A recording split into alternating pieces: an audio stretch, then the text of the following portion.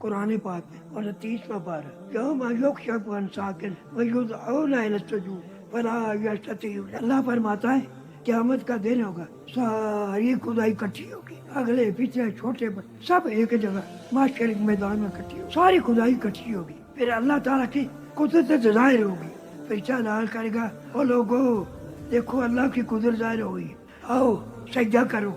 اللہ فرماتا ہے جو دنیا میں نمازیں پڑھتے نہیں وہ تو فوراً سجدے چلے جائیں گے، جو دنیا میں نمازیں نہیں پڑھتے وہ سجدہ نہیں کرے، فلا سجدہ نہیں کر سکے. ان کی آنکھوں پر شرمندگی ہوگی، ان کی کمریں یوں جیسے تانبے کی تانت ہوتی ہے، تانبے پلیٹ ہوتی ہے، وہ چوک نہیں سکیں گے. تو مسلمان میرے بھائی ذرا غور کرو نماز کے بغیر. اللہ فرماتا ہے فلا یستطیعون سجدہ نہیں کر سکے. یا اللہ کیوں نہیں کر سکیں گے؟ فرمایا وقد کانوا یدعون الی السجود دنیا کے اندر حی علی الصلاۃ حی علی، یہ نہیں جاتے تھے، اب کیسے سجدہ کر سکتے؟ کیا بنے گا پھر؟ اور میرے مسلمان بھائی ذرا سوچ کیا بنے گا پھر. دوسری آیت پاک بھی وہ بھی قرآن پاک اللہ پر ان المتقین فی جنات یتساءلون عن المجرمین ما سلککم فی سقر. دل سے جنت میں ہو گئے، خوش طبیعیاں کرتی ہوں گے.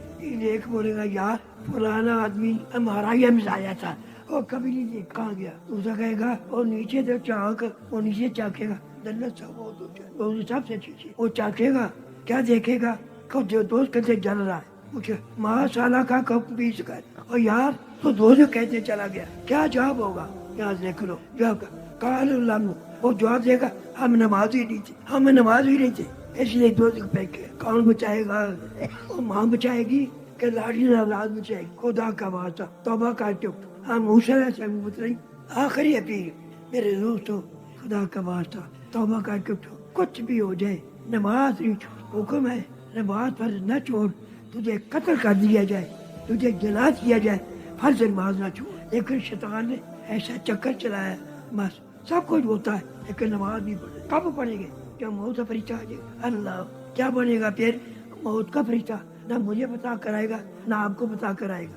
آپ کے اسی شہر کے اندر ایک آدمی اس نے 3.5-4 مرلے کے اندر رہائش رکھ لی، کاروبار شروع کیا.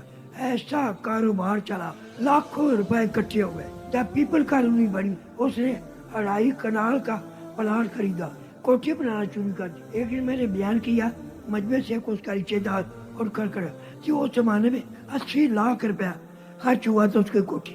80 لاکھ خرچ، کوٹھی بن گئی، تیار ہو گئی، رنگ رول ہو گیا، صفائیاں ہو گئی، سامان بھی بھیج دیا.